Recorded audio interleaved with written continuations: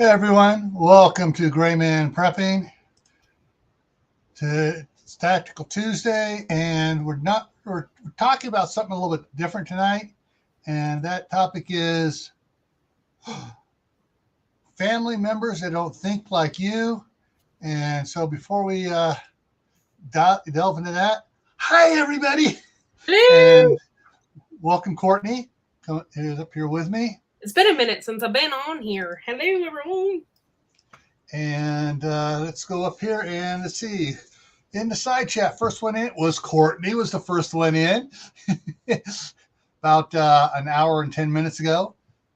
And let's see, Super Scouts said he's going to be dealing with his kids. Jay is here.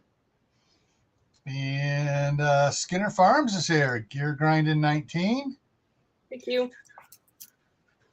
Let me scroll on down here.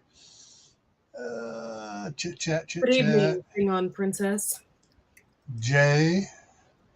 Garden State Gardener. Emma. Q Warrior. Klingon Princess. How to Garden. All right, people are starting to roll in now. I guess they're used to the 5-minute countdown. Of course, usually I start that 5-minute countdown at 5 minutes to the top of the hour. But anyway, so I got a bit of news for those that were on last night's live. I got blanked out there for a second. On last night's live, and there was a question asked, when are we going to get to meet the missus?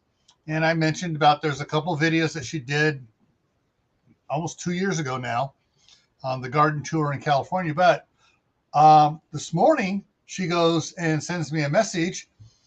I'm thinking about coming up either Thursday or Friday. And I got to come up now because otherwise the next time I'm not going to be able to come up until the middle of October because things at work are going bonkers. Basically, she's an accountant. She works for a big property management company, and she is the number one accountant in her office. And she handles accounts up in Seattle, Las Vegas, Beverly Hills. And they just bought out 2 other companies. Does she do like accounting for like movie stars and shit? No, property management. Oh, We're talking big ones. Like she does the university. She also does one of the Cal University ones, nice. And all that student housing and everything else is all under their accounting.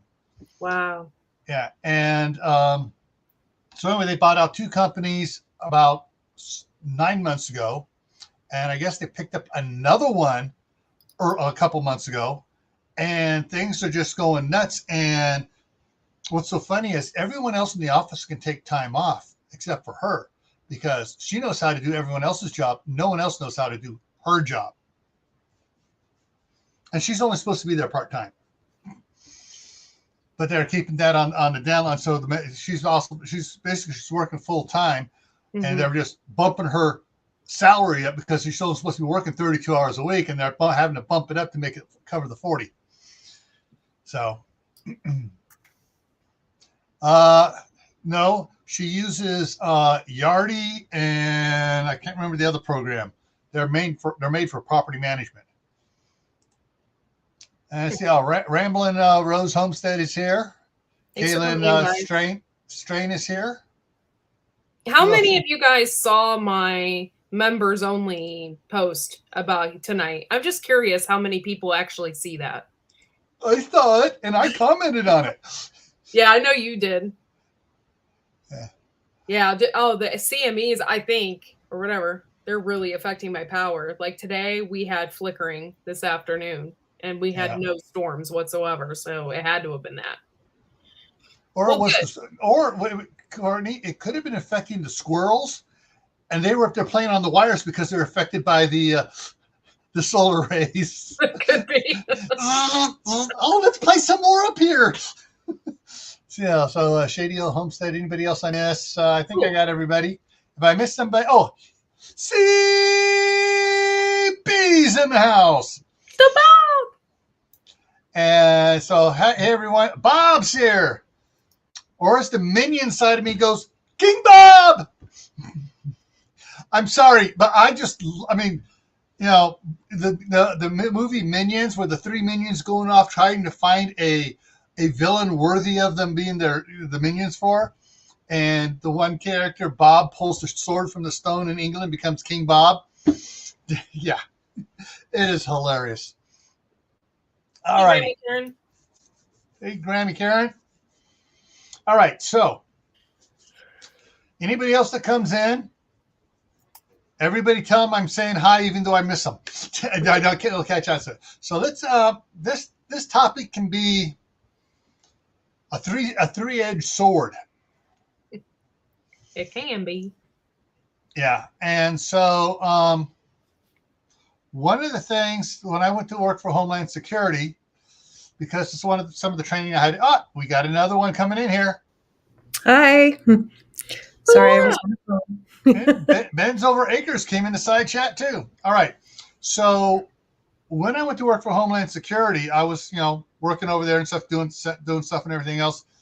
And because of some of the other training I had elsewhere, the HR person tagged me to be the one to start teaching the sexual harassment classes, then the conflict management on the low level, and then I got tagged to do the conflict management program called ICMS for the upper management.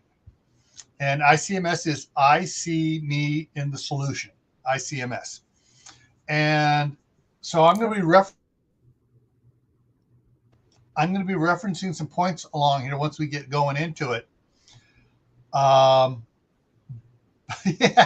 I know you don't miss Boeing HR, Bob. After hearing the stories about them, I don't miss them, and I was never there. Yeah. So with that, let's slip this over here. And I started working this morning. Sorry. Uh-oh. Echo. Oh. Sorry. All right. So family members that don't think like you. Now, granted, we're going to be focusing a bit on the prepping, the gardening side, but there's other things too, which could lead to other things, which hopefully I can make clear as we go along. I don't want to try to spoil it all right now. So sometimes it's just trying to get someone to understand the way you think, that they don't disagree. They just don't understand. They want to understand, but they just don't get it. After all, men are from Mars, women are from Venus, and the other genders are from Uranus. I was wondering good, where to go with that. And sometimes the person you got to realize the person has to be opening to hearing what you want to say. Yes. And a lot of times. And sometimes they're not open because something's offended them. Maybe you, maybe something else. Maybe something at work has them all bent out of shape and they just don't want to hear about anything from anybody. They want some alone time. Sometimes it could be family members you don't see once in a while, except for those special occasions, and it could come and they get up and you're like in each other's face, ready to go, come to blows. But they don't. Saw but the they video from which this picture came from. Oh yeah. And it absolutely 100% made me sick. Oh. Like the kid throws the turkey. Oh. It's like horrible. It's like really horrible Thanksgiving thing. Like it was horrible. Yeah. So yeah. I don't know if it was healthy or not. I don't know, but it was horrible. Yeah. All right. So sometimes they come to blows, almost blows. Other times they intrude on other family members' space and try to have things their way and cause problems. And other times it just comes to a full-out brawl sometimes. Look at the bride. Her face, she's like, yeah. Oh, poor thing. Yeah, back up there.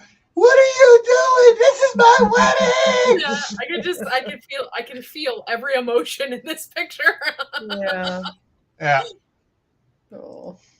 right. And then, of course, you're going to run to the ones that just, you're wrong. I don't give a flying F what you're saying. I'm just going to blah, blah, blah, blah, blah, blah, blah, blah, blah, blah, and not pay attention to you. And that's sometimes you have family members like that. And it's like, well, yeah, yes, you have them like that. All right. I prefer that over the throwing the turkey, though. Yeah. You know. Hey, Klingon. And some of the problems, some of the things is, I'm gonna pull off of some of my family's experiences and some experiences that Brett Broussard shared 3 weeks ago. Yeah. I'll start with Brett's. Brett and Amy, not Amy, Abby, his Abby, were talking, his daughter, and he could see she was starting to get upset. And he fortunately went through his firefighting training and said some training stuff. Was able, all right, hold it. Let's see where we agree. Let's see where we agree first. And she, Abby realized that, he said, came to realize they have more that they agree upon than they disagree. Yeah. And so they started working on that. With my daughter, when she was in high school, in the communist school district of Mount Diablo Unified School District in California, where 90% of the teachers subscribe to communism or the socialist stuff, and literally, some of them were literally saying, no, the Civil Rights Amendment was passed by the Democrats. The Republicans were all against it. And she was going, I go, wait a minute, let's look it up. And we looked up the vote on it. And she goes, well, my teacher says it's the other way around. Well, this is how the votes actually went. Not one Democrat voted for it. And she was like, but my teacher said, I go, here, print it out. You take this in and ask your teacher about it. Yeah. Oh, there was a poop storm. And the teacher got all mad and tried to get her in trouble with the office. And I was on my way home from work in uniform. I just swung by the school. Oh, yeah, that teacher almost pooped their pants when I threatened to take them away. Anyways, but that's when she had her first inkling of light that Dad knows stuff I don't know about. Dad knows stuff the teachers are lying about. But when she graduated from high school and turned 18, guess what she did? She registered for the party opposite of her mother and I. And she goes, oh, I'm voting for this person. This person's so good. And we both, her mother and I are just going, yeah. Don't just read their literature. Right. Did she go to college? Yeah. And she was going to attending Diablo Valley College there, which has gone so friggin' far. Yeah. Down the toilet from when I went there.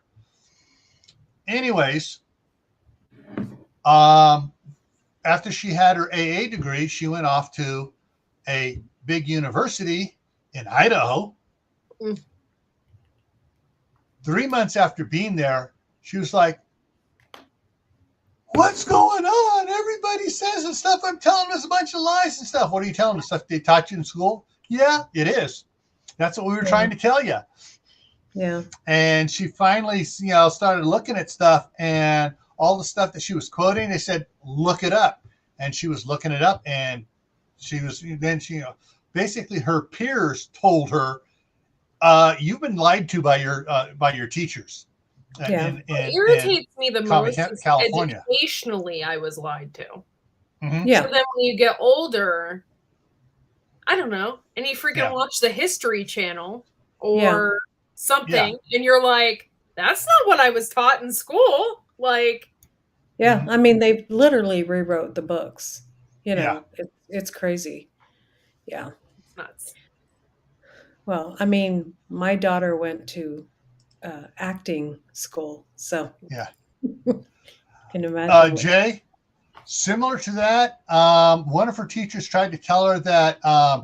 World War II was America got into World War II because we wanted the rubber that Japan had,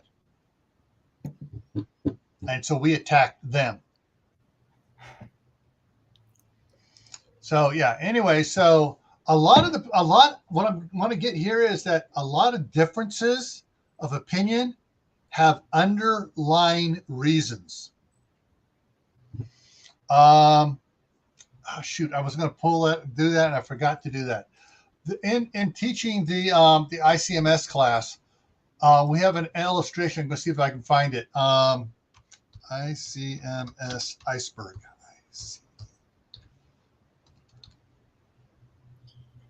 Yeah, my stepdaughter, we raised her pretty much right-minded. She was, we tried to anyway. And then she started going to a very extremely liberal school. So now she is that. Mm-hmm. Okay, where is it here? I have 2 kids that are like that and 1 kid that's not. And so it's like, and the 2 that live in California, you can guess what they think. Yeah. Yeah. It's frustrating. I mean, I will always like raise my son to be open-minded about things, but let's see if I can find the right one here. Not like that. Right. I can't deal with that. I just can't. Yeah. It's frustrating. Yeah. Okay. So let me see if I can bring these up here real quick here. Save that one and take it down. And I gotta try to get these going in the right order here. And this might help explain it here if I get it to work right. And then yeah, the common sense thing. I was raised with common sense, so that's not something though either that a lot of people have. So it is it seemed to be more of a skill nowadays than actual. It's very interesting. Common sense doesn't seem to be natural these days. Yeah. All right. Let's see if I can get this on the right one here. Okay. So I'm going to bring this one up first and enlarge it.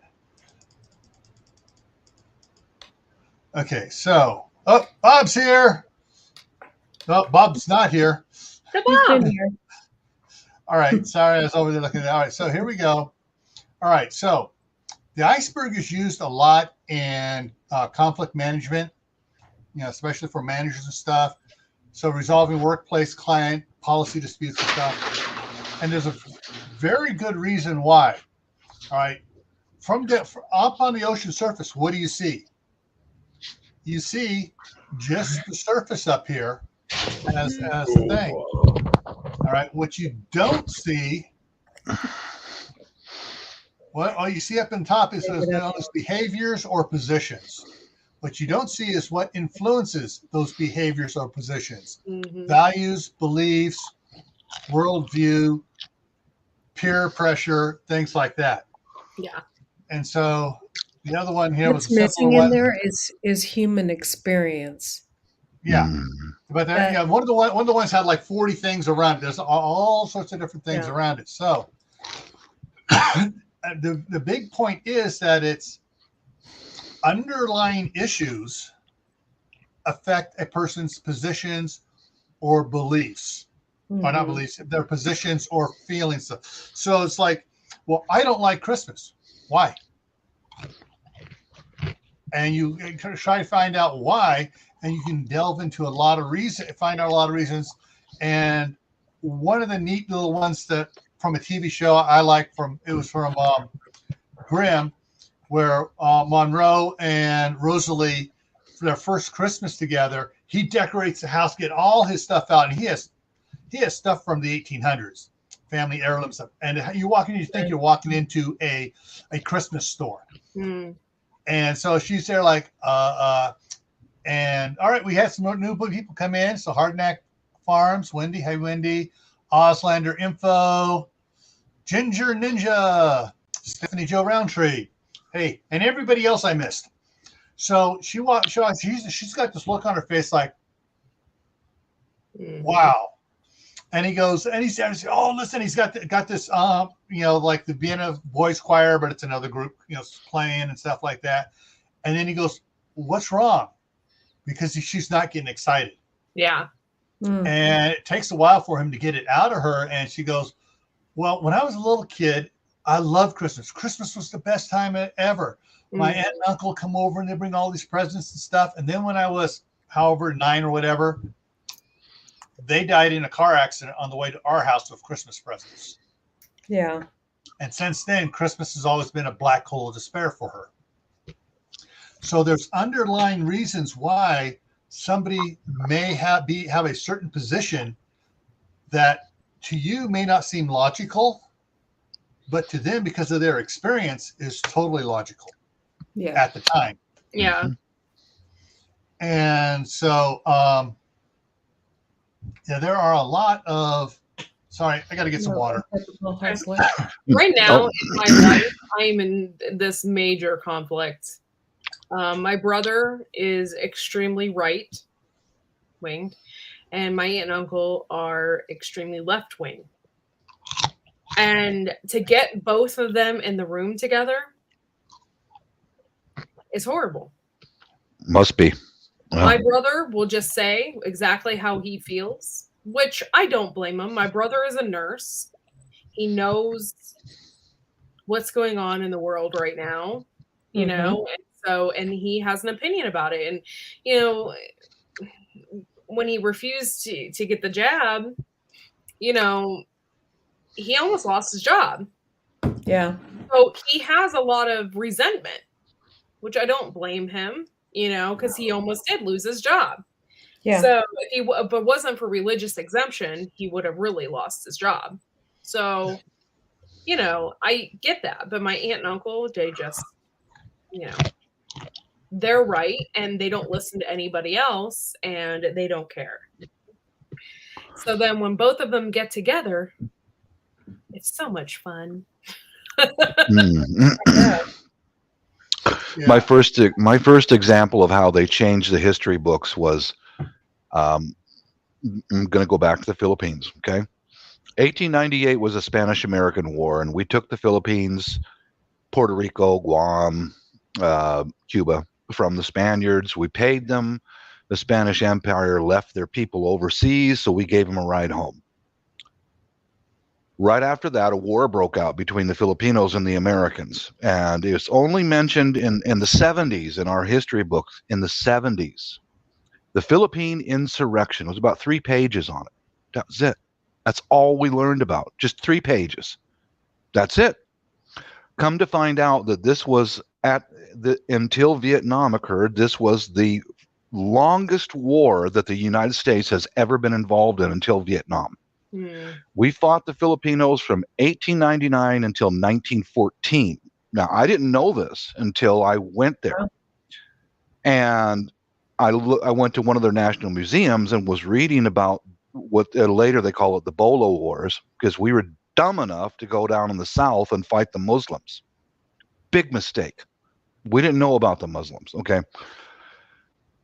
That's why the .45 automatic pistol was developed by John Browning, is to fight them, because they would run at these guys were armed with machetes. That's what they had, and spears. And they would run right at our men, and we'd have to hit them with a .45 to knock them down, because these guys are dedicated to fight, to protect their families. We were lied to for all those years. Never even heard about the Philippine-American War. The Filipinos learned about it. It's in their history, but it's not in ours. That's how stuff gets changed, and it changes the way people think. You understand that one of the reasons why they cut it out of our history books is because of the atrocities that were committed by both sides. Yeah. Oh yeah, U.S. Army and Marines are capable of atrocities like the island of Samar. Some old general. The men stationed there were attacked by a bunch of Filipinos with bolos when they rang the church bell. Wiped them out. They were in line for breakfast. They got knocked down. So some old general decided, well, we're gonna set an example. We're gonna kill every man, woman, and child on the island of Samar above the age of 9 years old. And they did. Our soldiers tied up women and children and killed them. But they didn't teach us that in our history books. Yeah. You know, I know it's a bummer of a topic, but that does change people's minds about history because we're not being taught the right, accurate history, you know. Right. Anyway. No, I totally agree with you. And Mhm. it's frustrating because when you're in school, that's all the resource that you have and what you're taught. When we get Yeah. older and you start, because I love history. Mhm. So then I start learning on my own about different things. And I think to myself, God, all these years I was that ignorant. Like, because it's not my fault. It was just the way I was taught. So, And One you're of the- graded on what's in that textbook. Yeah. right. That's what your grade is all about. Oh, and That's I where hate you- worst teachers. Mhm. Worst Yeah. teachers. Read Yep. the chapter now, take the multiple choice question test, Mhm, and that's it. mhm. There was Yeah, no that's it. discussion, no nothing. Yeah. Mhm. Mhm. One of the things that I have dealt with in my family as far as, you know, problems with, you know, decisions, and my daughter and I got in a discussion. We since have resolved this. But one of the things that she said to me one time, she goes, we were talking about what was going on in Portland and how people were Mm. getting on. They were made to get on their knees and say, I believe I have white privilege," you know. And I had said that to her. I said, "Could you imagine somebody coming up to me and doing that?" And she goes, "Well, you know, Mom, you do have white privilege." And so, yeah. So you can imagine somebody who grew up very poor. I mean, we moved here from Canada. We lost most of our money in the exchange to be with relatives. You know, we got markers for Christmas a couple of years in a row, and that was a big deal, you know. And so growing up very poor and watching my mom and dad struggle, and I mean, they couldn't tap into the resources of food stamps and all of that stuff because that was part of being sponsored to come into America. Mhm. That I was told that I had white privilege. I was just floored, you know? And so it for quite a while, she didn't talk to me after that. Mhm. She was, and she still believes to this day, I have white privilege and I don't see it. And she goes, "I don't understand why you don't understand that, Mother." And then she started putting Why out did you feel examples. guilty about what you have? You can't help You that. earned it. Well, yeah, You and you've earned earned it. it. If you grew up Right. like that, I mean, you can't help that. That's And not your anybody else in my position, if they did what I did, would end up in the same position I And ended how up dare in. someone make you feel guilty for the way you also, like, say, for Well, instance, even if you did grow up wealthy, how dare someone make you feel guilty because of that? right, That's none of anybody's business. right. Mhm. We all have to work for our money. We all have to work for our positions. We all Mhm. have to work for our Exactly. titles. You know, and you know, it was just it was a long hard roll. And we never really resolved it other than just saying, let's agree to disagree, Yeah. because I am Yeah. never going to accept that statement. If I I will could not. throw one thing out, I agree with you, Laura, 100%. No privilege here. You know, I work for Yeah, everything I've gotten. yeah, But the way that people think differently than you. Okay, I work on prepping for disaster and all that all the time. I'm always doing something. And my daughter, I kept asking her, I'm going to weld together a strong box for canned food, dry food. What do you want in it? And so she's just say, oh, beans. And okay, so I stuffed mhm, beans in there. And then one day, 2 years ago, the Seattle riots kicked off, the Chaz Chop stuff, Mhm. and they started cutting down power poles, the wooden power poles, and shut power off in this area for several days, and they lit fires all over the state. Yeah. We're isolated in the house, my daughter and I, while the others are at work. That's when she realized that Dad's not a fool. Dad's not Mhm. wasting his time and money, because we couldn't go out of the house. I would not allow her out of the house at all for any reason. No way. The streets were empty. People were not going out shopping. That's when she finally went over to the store after everything calmed down, and she started buying some of her favorite foods for storage. It took that to kind of wake her up and go, Dad's not a paranoid idiot. Dad's doing this for a reason. That's, I was glad to see her come on board, but I remember prior to that, I'm going to store up food. I'm going to store up water. Any Well, see, suggestions, any ideas? They understand that part, but they don't understand why I won't.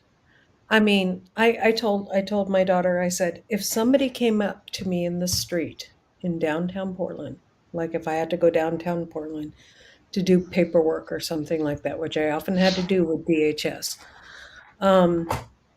that I would not get on my knees and say that to them, and I would probably get beat up. Oh, you would be. Yeah, you'd be mobbed. I just don't get this white privilege crap, because the way I grew up, well, for one, I don't see color anyway. I never have. That's just how I am. I'm just that kind of person. But the way I grew up, and most of the people I have grown up with, you work for everything you have. Everyone has the same opportunity. What's this white privilege? I ain't seen it, honey. Yeah, I mean, even for me, as old as I am, someone tries to say white privilege. Oh, you mean I had white privilege when I got bumped from classes because I wasn't Black, Oriental, Native American, or anything else? Because I was a white person, I got bumped, even though I had higher grade averages and had, on an even playing field, I would have been the first one chosen, but I got totally bumped. That's a privilege. Yeah. And they go, but you were in school because you had privilege. No, I put myself in school because I got a job out of high school. Same here. I worked for everything. No one gave me anything. Well, you got a job right away. No, I went through a whole bunch of different things to get a job. Once I had a job, I worked hard to keep it. When you're coming out of high school, it's hard to kind of get a job because you have no experience.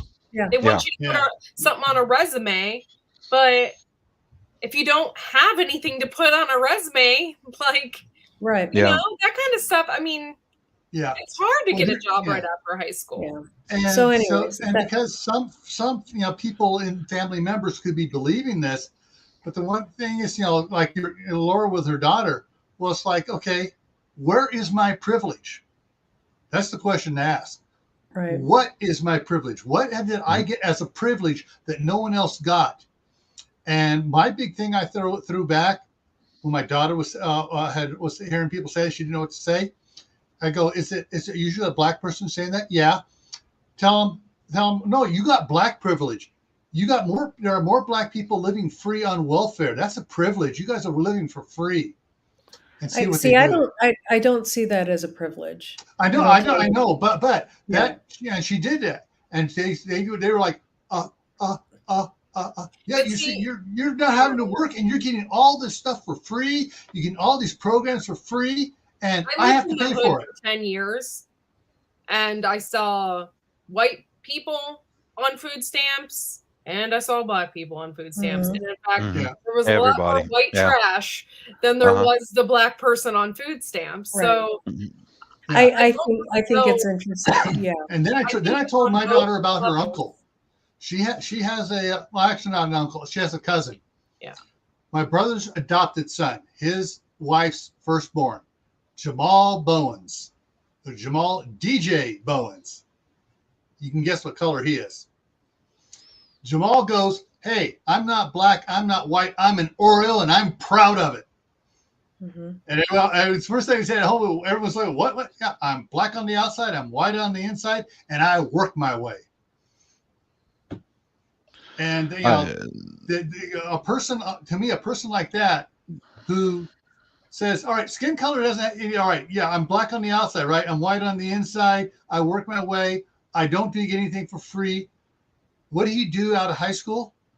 He went and joined the Marines. Mm-hmm. And, yeah, I'm going to bounce down, guys. Mrs. just got home, so. Okay. She needs some loving. Right. She needs some love. I told her the girlfriend, I chased the girlfriend off already. Well, I sent her a text today, and I got 2 red, angry faces back. I said, "Hun, it's hot today. Is it okay if the girlfriend comes over wearing a thong?" So, wrong thing to say, even jokingly. Dun, dun, dun. Yeah, all right, that wouldn't fly in my house. Peace, you guys. God bless. All right, take it easy, Bob. No, you didn't miss anything, Jay. It's just, I'm just saying, we were talking about the phrase white privilege and where that actually comes from. And Gil had a good point, and as far as how I was, I wasn't exactly raised correct. Like, I don't know how to explain this, but I grew up in a household that, my dad was extremely racist. And so I grew up like that, but I am not like that. Like I'm a completely different person than that. And so I think it depends on the person, and you just have to see through that. And a lot of people that are making that stuff up as well want to keep the fires burning. They want that because they want that divide. Yeah, exactly. Between everybody, and I don't see that divide, and I'm sure I tick them off, but I just don't see it. So in high school, my best friend was from just lost it, Nigeria, and he moved here when he was 10. He carried himself like Sidney Poitier. I can't pronounce his name right. Poitier? Yes. Dignity. Mm-hmm. And we were best friends. And what am I? At school, I'm wearing a cowboy hat, cowboy boots, Levi's jacket and pants and stuff. I am a cowboy. And he looks like he belongs in a prepping school. And where are we going to high school? In the San Fernando Valley. We're both minorities down there. And it's just, but, we were just so we just bonded, and, so color had no thing. And then when my brother adopted Jamal, it's like, I used to carry Jamal around on my shoulders all the time when he was a little kid. So I think it's very interesting here in Tennessee. I live in a very mixed community. In Oregon, where all of this stuff is happening, it's very divided. The Black people are very divided from the white. There's less than 9%. Here, there's a lot more. Mm-hmm. And the Blacks and whites live together. There's no problems, really. You don't hear. There is a little bit of gang stuff here, but not nearly as much. But the difference there is there's a lot more people of color on food stamps there than here. And it's statistically very interesting how that all works out. Here it's about even, who's on food stamps and not. And nowadays, you could have somebody living in a home on food stamps that they own, so. Skinner, I would have to change that just a little bit. I am very bigoted. I hate lazy slobs, whether they are white, black, yellow, brown, pink with purple polka dots, or green with yellow stripes. You know, so that's where my bigotry is. You know, I hate lazy people, and to me, the term redneck. All right, redneck, trailer trash. Trying to think that in trailer trash, you know, I ran into some very, you know, colored people that were trailer trash. And so it's, you know, if they don't do anything to better themselves, don't even try to, and try to scam off the system, I'm bigoted against them. I'm sorry. You know, I was raised, you know, you get out of life what you put into it. You know, my dad taught me that. I mean, at 8 years old, he got bit in just below the knee by a rattlesnake. At 11, you know, his right leg is 2.5 inches shorter than his left leg. At 9, on crutches, he was running a gas station. You know, this is 1939, and so just someone saying white privilege never met my dad. He lifted himself out of, you know, the depression and learned a lot of things. And he didn't go to high school. He dropped out. I guess he dropped out in his freshman year. But afterwards, he got his GED. He put himself through several technical schools, became a machinist, a pipe fitter, a welder, electrician. You know, I'm sorry, there's no privilege in learning to do that stuff. Mm-hmm. But there are some people that go, but nobody wants to hear it. I don't want to hear it anymore. Yeah, and that's the thing. Is, but fortunately, they don't want to work hard for their money anymore. Fortunately, on my mom's side of the family, my grandmother was one of 15 kids growing up on a farm. 2 girls, 13 boys. And all of that generation instilled in the next generation, you have to work for a living. Yeah. Most of that generation, most of the third generation got it instilled to them, you have to go out and work for a living. And if anyone gave their parents any guffs, all right, you're going to go talk to your grandpa, or you're going to talk to my uncle or aunt. You're going to hear it from somebody on the farm. Right. But I know a lot of people, I don't know, correct me if I'm wrong on this, guys. Think about this before you start correcting. Most of the problems with family communications come from families raised in cities. Yeah. As opposed to on the farms or rural areas, or, because, you're raised there. You're raised with going out and doing chores. That's part of life. Yeah. from the time you're able to pee in the potty by yourself. You're given chores, and in the city stuff, it's like, oh, we're gonna do, my friends are doing this. I gotta go play with my friends, and it's like I can't do chores, and it's like no. And I think that's where a lot of the problems in families, not just, between siblings, but siblings, parents, out to cousins, aunts and uncles, and other members of the family. And then the families start breaking up into cliques. I think it's more than chores. I think it's the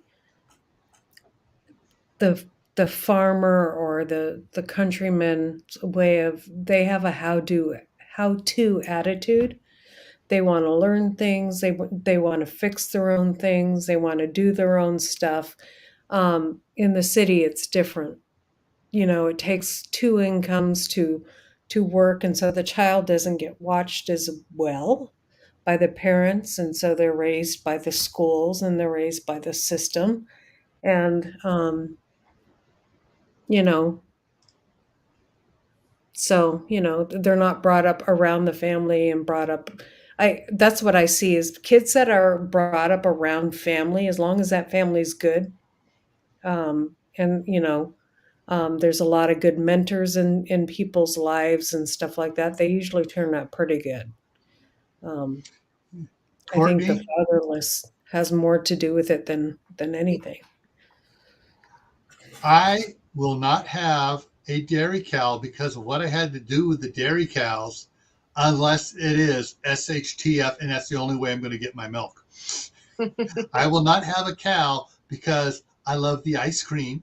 I will not have a cow because, oh, it's fresh, it's more healthy for you. I will only have a cow. That's the only blankety blank way I'm going to get my milk. I didn't grow up on a farm. I wasn't, I think my biggest chore was washing dishes and making my bed and cleaning my bedroom. Yeah, me too. Well, no, I had to watch a bunch of foster kids. And my sister did too, because my mom was doing foster care. But yeah, we did our own. We did dishes by hand. We took turns, But we also did things like play sports.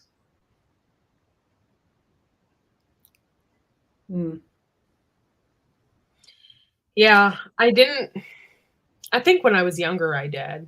But as I got older, I was in band, so I didn't play sports, but I was in band, marching band and stuff. Mm-hmm. So. Yeah. Hey, Red Scout, how's it going? Yeah, there's but when when you're trying to deal with a family member who you think has the wrong outlook on a topic,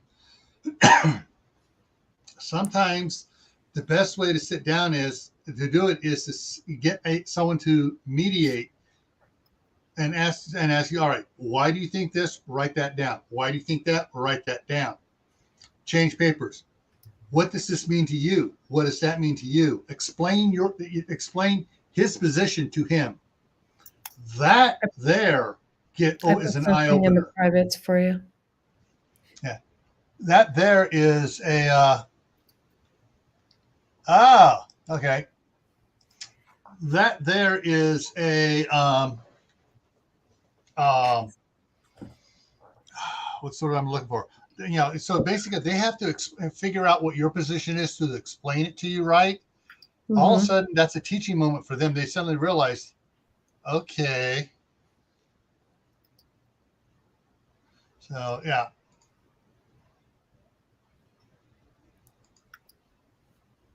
Okay. So I got another message pop up over here.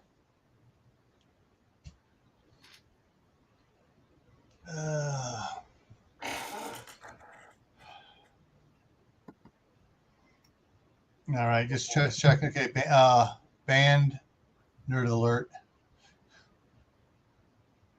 Had to work at my grandparents' homestead in Oklahoma.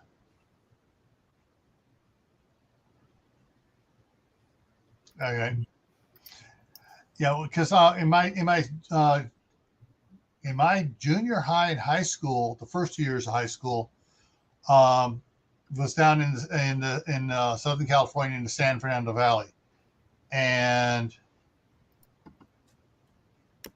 so a lot of people down there were developing, their stereotypical, this is the way it is. You try to explain it a lot to them, and it's like, no, this, that, and the other, and I did not know.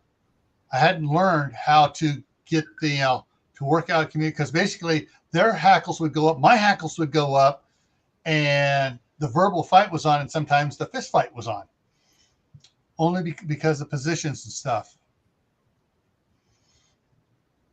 Okay.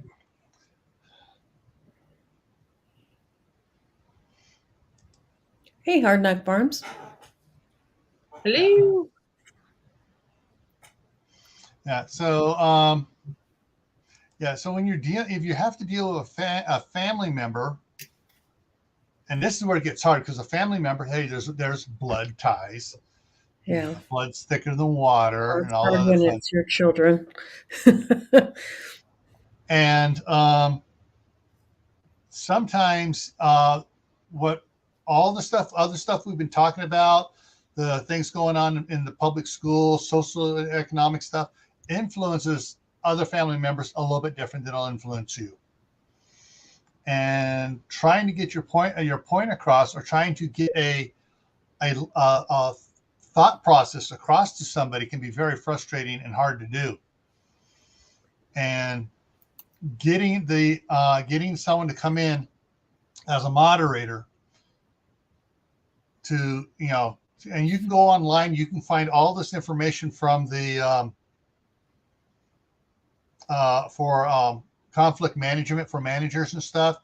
You can find a lot of the stuff explaining how to do it, and you can get someone to moderate with that. And that way you might be able, if you try, explaining their position to them, and you get them to explain your position to you, it can open probably both your eyes a little bit, yours to what they're thinking, but them to what you're thinking.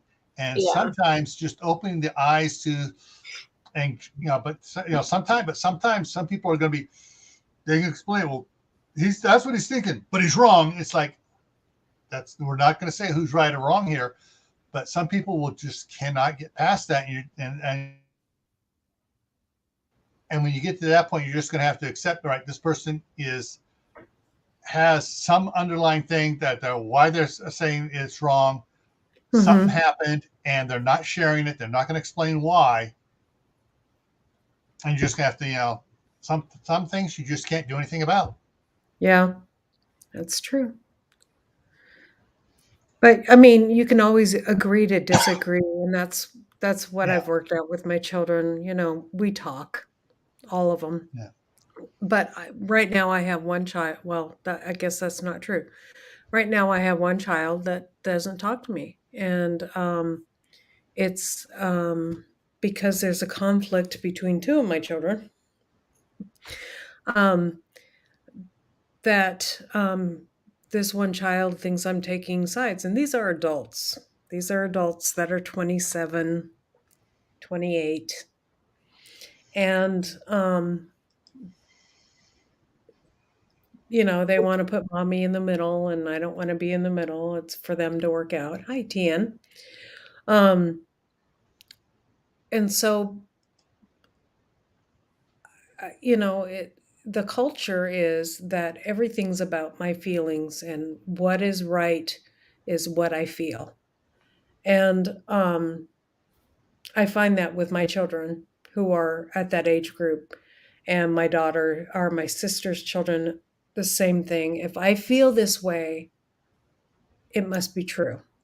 And that is the difference between also having a foundation, a belief in something, and not having common sense, like Courtney's talking about. Courtney's got common sense. She can read between the lines and go, wait a minute, that just doesn't. She's above her feelings because she's educated herself. Mm-hmm. And I think it's just very interesting that we're some of these generations, well, whatever feels good for me must be right. And that's just not factually true with anything. If you look over history, it's, all the hard decisions that get you somewhere aren't the ones that feel good. Interviews don't feel good when you go to get a job, that kind of stuff. So, it just goes against real nature, so, but that's what I struggle with my own children, is that, except for one, and I think my daughter's coming around a little bit. So, well, that's good. Yeah. Okay. I want to deviate here to give a positive outcome of a conflict in the prepping community, even. Mm-hmm. All right, there was this couple. I think I've mentioned this once or twice before on different live streams. There was this couple that was, they mindset was, oh crap, things are not good around here. You know, power outages, this going on. And so they decided that they were going to, start, storing extra food, extra supplies, everything else. And they got kind of teased by, parents and siblings. And things were going on. And then something happened. There was a family event going on, and something came up, and the parents said, well, we'll just if that does happen, we'll just come over to your place. And that's what my family said. This couple were like, privately at the time, like, oh, hell no. We're scraping, we're doing without stuff. We're not going to all the movies we want to go to. We are sacrificing to get this extra food. And they thought about it well, and finally they decided to have a family meeting. They invited their parents and some siblings over, and they said, all right, here they had paperwork set up, and they said, all right, you both parents of you guys have both said something happens, you're coming over here. And they said, hell no. And the parents were like, oh, what? Here, and they handed them paper and said, this is the stuff we're doing without, so we can store food. This is what it's costing us. You want food? You want to store food here? You better start storing food here. If you want to come here. Yeah. And they gave them stuff about what they've spent on it, how they're going about it. They talked to them about everything, and I guess it was one of the brothers said, wow, you're right, which really made everybody shut up. Mm-hmm. He goes, what do if I want to come here, if everything goes poo-pooey, because evidently the couple had like an acre or so, slightly out, not rural, but sub-rural, whatever you want to call it, suburban, rural, whatever, where they could do stuff. And he goes, what do I need to do to be able to come here? And they started talking, and then the parents started asking, well, what all exactly? You should give us stuff here. What do we need to get here first? And they were talking, and they started talking about the space it's going to take for them for everybody to store food there and other supplies. And then they said, well, where are we going to, look at our house. Where are we going to store it? And they finally decided on, the parents decided, all right, we're going to go together. We're going to buy one of these tough sheds, what looks like a miniature barn or whatever. You can haul in on a trailer and drop off. And they were talking about it more, and the more they talked about it, where to go? There it is. Okay. We'll talk about that offline, CV. But what they did, you wanted to figure, all right, they're going to get this a shed, but to keep the food from going bad, they had to insulate it. And then they had to worry, well, if it's still even insulated, it's going to get hot in there. We have to install, And so they wound up getting this shed, insulating it, installing shelves and stuff on it, installing a mini heat exchange unit, like a little air conditioner heater. So in the wintertime, it would heat. In the summertime, it would cool. And for the first couple of years, they were giving extra money to the kids to run it off until they were able to put solar panels on it and batteries on, and wound up that the parents got more into it than the kids were.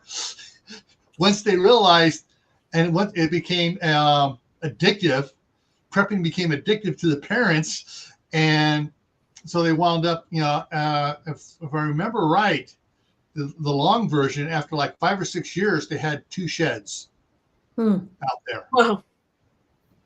And, but, at first the parents were ridiculing the kids, kind of, teasing, joking, as parents can sometimes be mean. And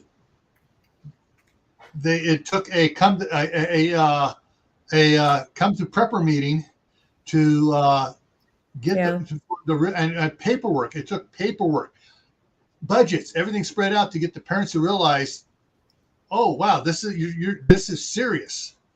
Yeah. And then of course they also talked about other events like when the power goes out, when this happens, natural disasters type stuff. I think people can relate to natural disasters more than they can relate to food actually not being on the shelf and ready for them, But yeah, I mean, that's the way that I resolved it with my daughter, is that we just agreed not to discuss certain things and respect other people's beliefs, and it happened. It helps that she was close to me, I don't know why my son's not talking to me, and that's fine. But I keep on every week, I call him and I leave a message. I love you. Hope I can hear from you soon. That's all you can do. Yeah. Where do they live? Are they in Oregon or California? He lives in California. Oh, I'm sorry. So, that sucks. Yeah. So, and we worry about him because he doesn't contact any of the family. Yeah. He talks every once in a while to my son, or my oldest son. But now he's like threatening not to talk to him anymore. Chris, don't forget, you may love the father. I love the daughter. Chris White's in there talking about he loves Jacques Cousteau. Yeah, but there's nothing you can do. No. You just got to keep on loving them. And I mean, you just got to keep on calling them no matter what. And just say, I love you.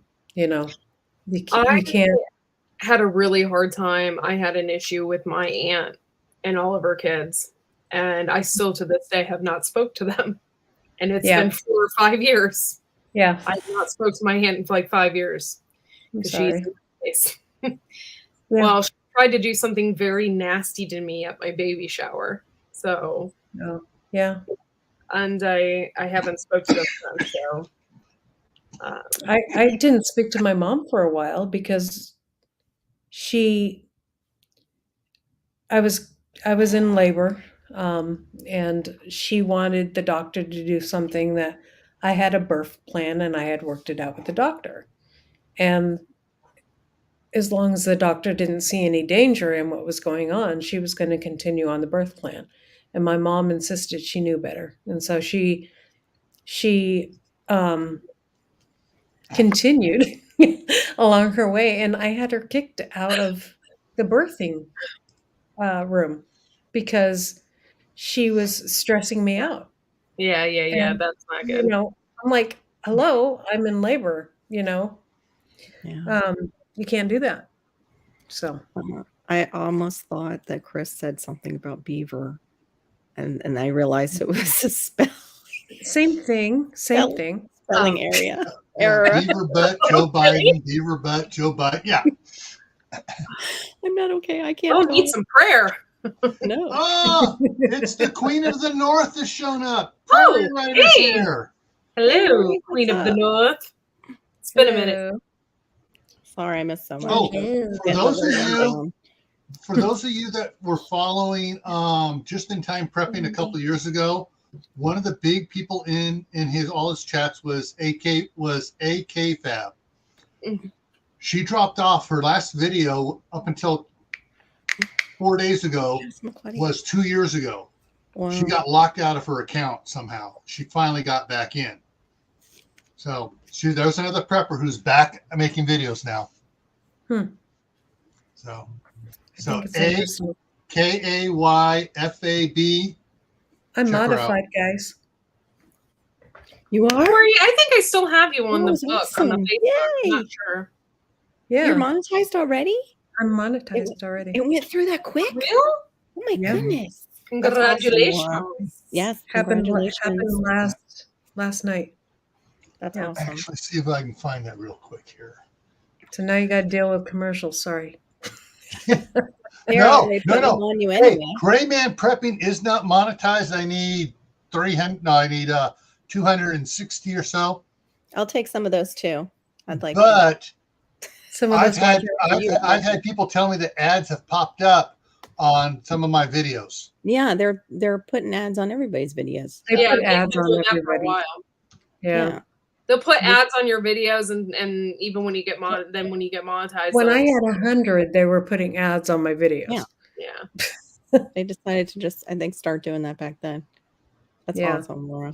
That is awesome. Hey, Brenda. It's good to see you. Hey, Brenda. I'm sorry if you were in here and I didn't say hi. No, I thought, well, I could wait until I have a lot more subscribers, but I'm going to go ahead and do it now. Yeah.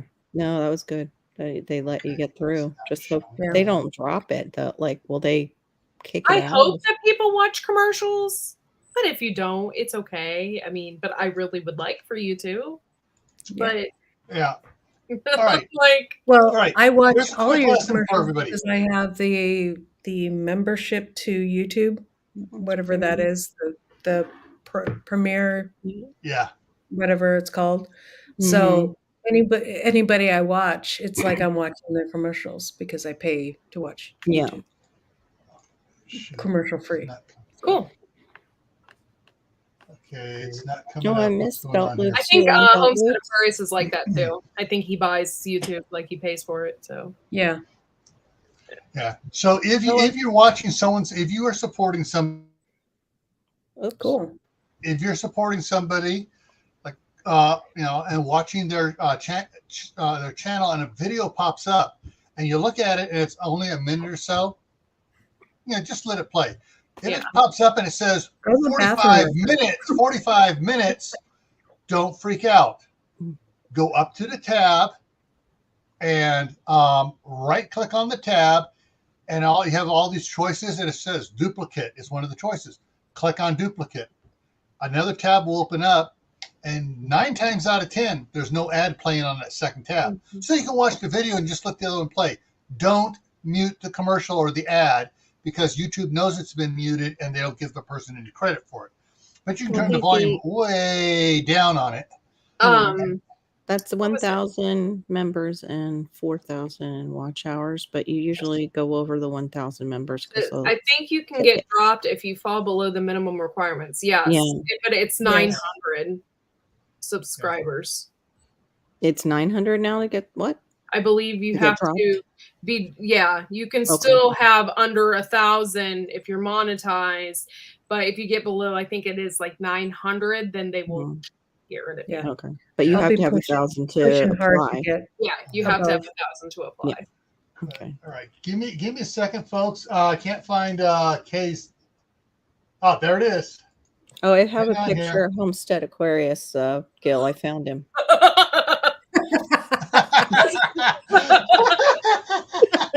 I think these are his younger.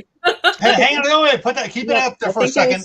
The fro was his younger days, and the green is more recent. It's good to be green, he says. It's good to be green. It's good to have a green fro once in a while. Okay. All right.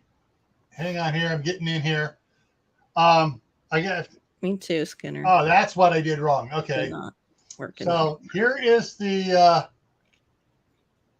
This is the link to her channel. Going in the side in the coming off of Camp Patton Family Compound is posting it, and it's a space. To whose channel? AK Fab. It's the person he knew 2 years ago. Yes, and Laura, the Prairie Rider knew it, and Kayla's trained. Yeah, I don't. But I wasn't in Will's that often. I found Will because I think of you. Yeah. So there's the link up there. And because and she just did her in first here. video. Huh? Lori. She came in under her other name. Oh. Oh. Her Ryder and Lori J are the same person. Oh, Yeah. okay. Thank you. Okay. Mhm. Nice to meet you. Yep. Okay. Can you Anyways, say Richard's channel? there it is. So yeah. Her last video was 2 years ago, and 6 days ago was her newest video. Cool. So Stephanie, how's your mom doing?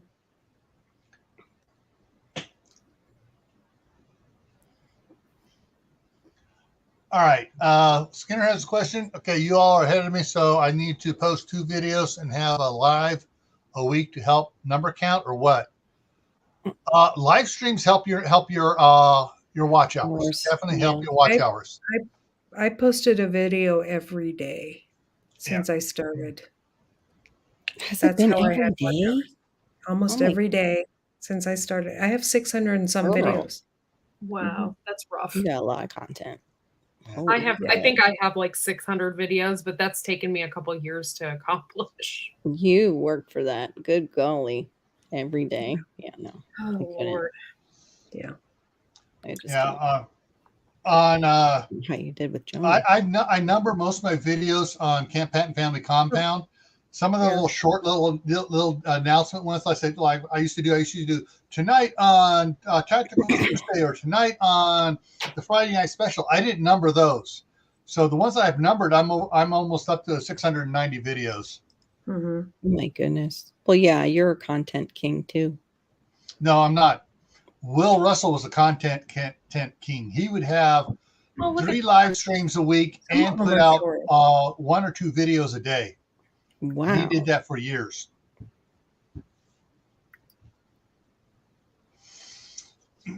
Yeah. Oh, Steph. Yep. CR is in the house, and he just posted Kay's link Thank again. you, Steph. I'm praying for you guys. Yeah. Yeah. It's pretty amazing that she's eating and there, like, in care. But I guess, yeah, my dad was eating in the very beginning, maybe. Ooh, I picked up a subscriber on Nice. Gravy and Prepping. I need 239 now to get monetized on this. Yep. On it. That's him. Do that. Yep. Douche. Nope. It just jumped 2 more. Just jumped 2 more. Thank you, folks. But yeah, when I become monetized, what I do is like the giveaways I've been doing on Camp Patton Family Compound, I'll be having more giveaways over here too. So. Oh, okay. I've seen that one around quite a bit. Mm-hmm. I'm sorry I didn't spot you when you came in, CR. I'm embarrassed now. So we have CR and Lori, Queen of the North, both from north of the border. Who else is from north of the border? I know there's someone else. She's not from north of the border, but I know there's a couple here from Canada. Our brothers from the north, brothers and sisters. Mm-hmm. So, and that's good, and that's good. Leads me to another thought. Besides our immediate families, there's our YouTube family, our community, and sometimes we piss each other off, and it's totally unintentional. Yeah. And sometimes, and a lot of that has to do with, all right, I'm up here in Idaho, formerly California.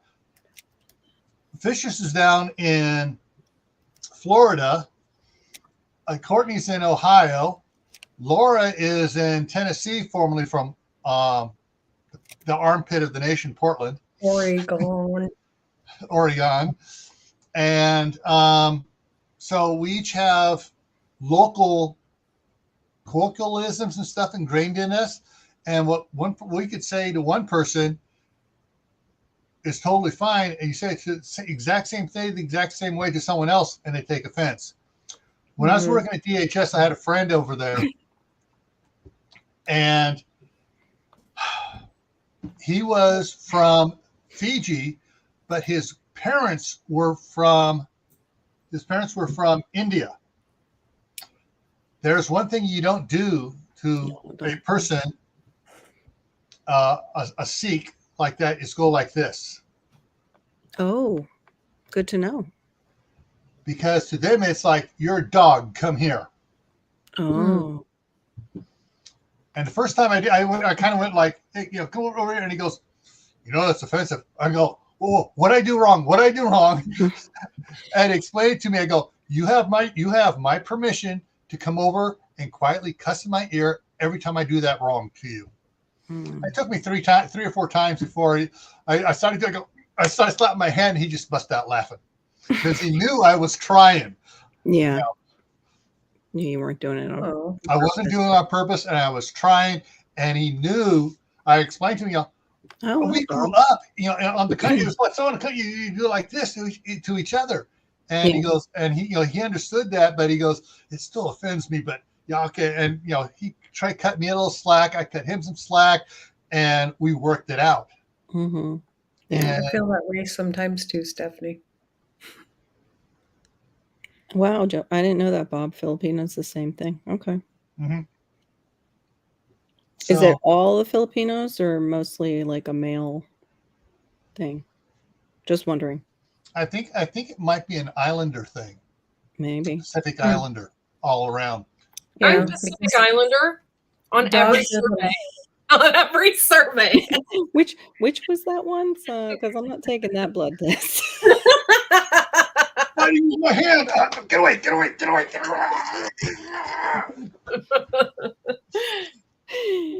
Yes, okay, all. Okay. Oh, okay.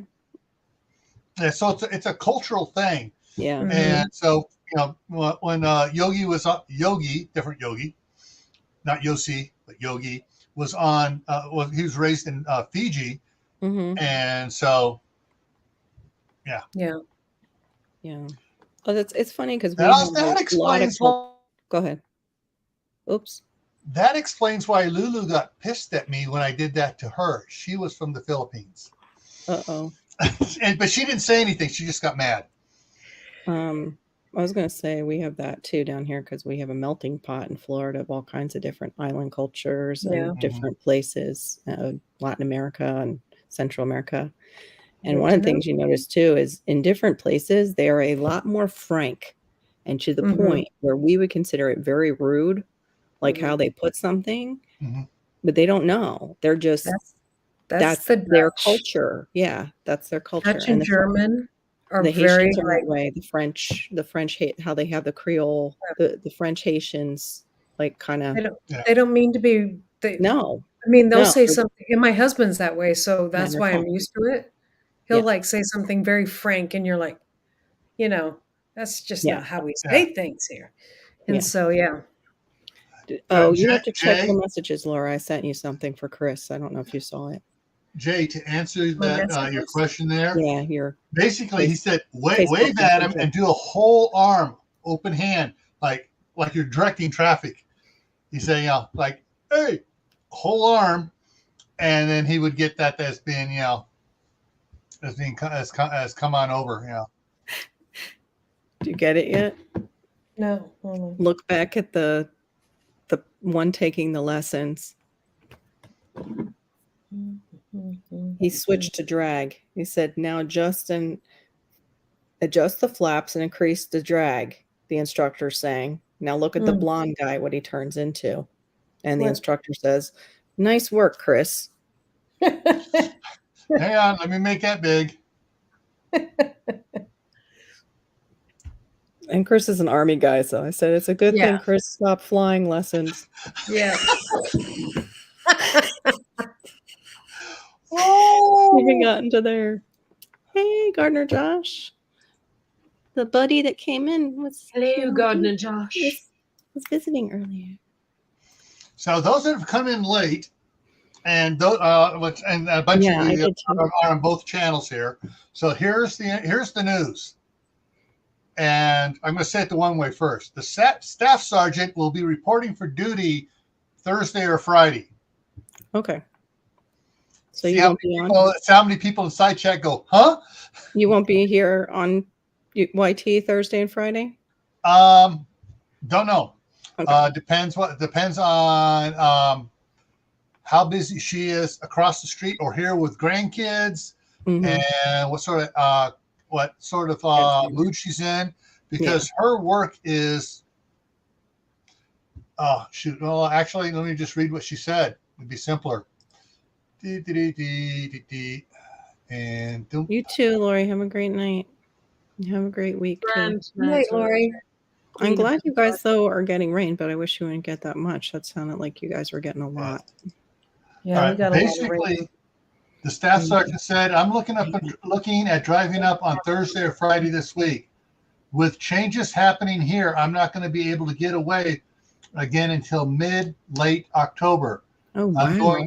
I'm going to Paula's, her friend in St. George, on the 19th, and she's going there, trying to figure out if I will fly or drive, and to do both Utah and Idaho. Work has me rather wound up right now. Huge zit on my face." Oh. So when she gets a zit, it is super stressed. I thought she was doing accounting. Is she not doing that? I thought they were. She's doing accounting. Accounting is stressful. Their company has bought for a company. Oh, I thought she was doing like. No, the company she works for has bought several other accounting property management companies, and some of them, one of them they bought has their books were all screwed up. That's why they were going down the tube, and they were able to be bought out. And so they're trying to salvage all the accounts from that company that had screwed things up. Oh, so she works property management, and they acquired too. Oh wow, yeah, that's a mess. Yes, especially since she's over one of their largest accounts, which is up in Seattle, the university up there in Seattle. Yeah, they manage all the student housing, all the faculty housing, all the common area, there's this, it's huge. And Wow. Well, in HOAs, they're a big thing. We have property managers that have to be over and help the board with certain things and make sure they kind of checks and balances. Mm-hmm. All right, you guys. It's getting to be 11, almost, 11:30. I gotta get down. I can hear my son screaming. Oh, that's always a joy. He's watching Fred. Go get Fred. Thought for sure he would sleep. No. Too much fun. Yeah. Actually, she only goes up to Seattle once a year, and she only goes down to Beverly Hills once a year. I said hi earlier. Everything my wife does is like an accountant. She's an accountant, but she's the senior accountant. But everything is done online. They use a program called Yardi, which is very. And so. Oh, okay. And a couple other programs too, and so, as far as basically what she has to do is she has the on-site property manager. She's got to start. Hey, give me your stuff, and finally, and she keeps all the emails. And after the fourth email of "give me your stuff" and the deadline's 2 days away, she copies it to the CEO and the CFO, and. Yeah, and usually the property managers get chewed out. Why didn't you send it to her 10 days ago when you were supposed to? Yeah.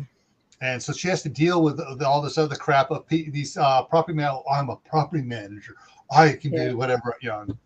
Some of the people on the HOAs can be that way too. Yeah, and they have a couple HOAs that they manage as well. Yeah. I believe it. So. Oh, Josh, take care of yourself. Yeah, that's what everybody's saying. The heat that they're working out in is just bearable lately. All right, I need to. It's going to be. Go ahead. With the heat index 110 here in the next. I saw a really neat idea for that. If you guys don't have reliable air conditioning, if you can score some of those things, like for the your car with it looks like aluminum. It's the insulation, and put them on like some of your windows. Maybe you can't put it on the bottom part because you have those open, but on the top to reflect the light back outside. And also they have that kind of insulated board too. I don't know how much that is though at Home Depot with that same reflective quality that could send it back. That would be good if you have there you go. Just like that. Yeah. Yep. I always forget to put mine up in my car. I always do too, but I always park really close to the house. So the house puts shade on the front of my car. Yeah. But when it's really, really hot, if I know I'm going to be somewhere for a long time, I put mine out. We don't garage keep our car because we only have a single garage, and it's barely even big enough to like open the doors once you get in. Our car has cracked right down the center in the front, like the plastic inside. That's how hot it gets. It just cracked it. Like I have a crack this wide. I believe it. It's only a 2013. I mean, I know it's older now, but yeah. All right. I'm going to go ahead and wrap it up here. Okay. So coming up, not sure. I should be doing the midnight ride for Gray Man at 11:55 Eastern is when we'll kick it off on Thursday night. Okay. Coming up on Monday, it's up in the air. Right now, I got scheduled keeping clean from dirt and allergens. However, if I can get my wife to come up here, I'll let her pick whatever the topic will be. So it may be more gardening or harvesting or something like that. Next Tuesday here being the last Tuesday of the month. Yes, the 26th is the last Tuesday of the month. We're going with one of those whacked out scenarios that all the fear porn channels are talking about. And this one's actually coming true. Oh, Steph. Yeah, it's hard work. After the oil is gone, what are you going to do? Or in this case, after the oil has gone super insanely expensive, what are you going to do? Yeah. What are the bikes that people are getting supposedly that are EMP proof? When you mentioned that, are you going to talk about those? Like, people are saying they're seeing a lot more of those. The bikes? And they're like a bike that's supposed to be like EMP proof, but it's not just a pedal bike. That's an electric bike. It might, but I don't see how that would be EMP proof if it's electric. Well, depending how they can do it, I can see how it could be for a minor or even a moderate EMP. Okay. I was just wondering. It's in inner cities. The battery and everything is, and the motor is in one thing, and it has a chain off of drive, so it's in a housing that basically protects it. Oh, okay. Okay. Unless it's strong enough to travel in the shaft and to electrify everything. So, like I said, if you get a Carrington event to the factor of 10, there ain't going to be much that's going to protect anything unless you're down in a So. It's not. I don't think it's a diesel powered bike. I think it's what Gil said, Jay. Anyway, it was certain sort of people were getting them that wear all black. Oh, I see. Yeah. Like they knew. So sometime this weekend, I don't know the exact date. We are going to have a monitor. We made it to 1,000 party. Cool. With some giveaways. And Margaret, are you doing your? Can I enter with both channels? Huh? I said, can I enter with both channels? I don't know, Gil. And tomorrow night we're live. So 11 p.m. Eastern, 10 whatever your time. Central. Yeah. Okay. Yeah. Hopefully, I'll be there. Yeah. All right. All righty, folks. So to wrap this up, if you have family members you're having conflict with, probably the best thing I can suggest to do, see if your work has a conflict manager who moonlights and does stuff on the side. Because sometimes some of these people do stuff off on the side and stuff to make extra money, and they can come in and moderate. Sure. True. Yeah. A pastor or a person from your Yes. I used to do religion. that for youth group kids with their parents. Oh, God bless Laura. That would have been.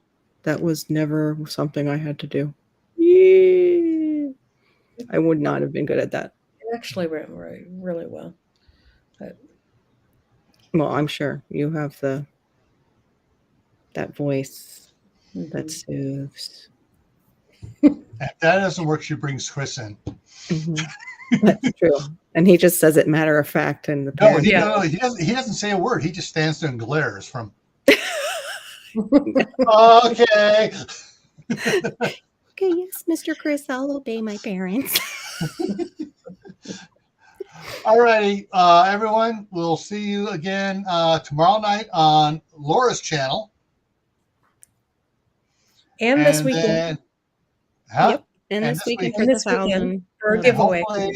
Hopefully Thursday night on Gray Man Prepping for the Midnight Ride. And if you don't do Midnight Ride, you could take my Friday if you can't. If you need to shift it, because I'm going to take at least 2 off for now. Okay. All right. I will consider that and run it by the staff sergeant. Yeah. I'm just a lowly buck private. And if you don't, let me know, and maybe I'll do it. Maybe I'll do it Friday. Yeah, I don't know unless Josh wants to go into that time period. Oh, okay. I'm not sure. Yeah, Josh. I So let's all talk, and somebody will do it so that we can have fun. Yourselves. Come amongst yourselves. I offered up. Okay, everyone. Stay safe. Stay happy. Keep adding to your preps, and we'll see you on one of our live streams very soon. Yep.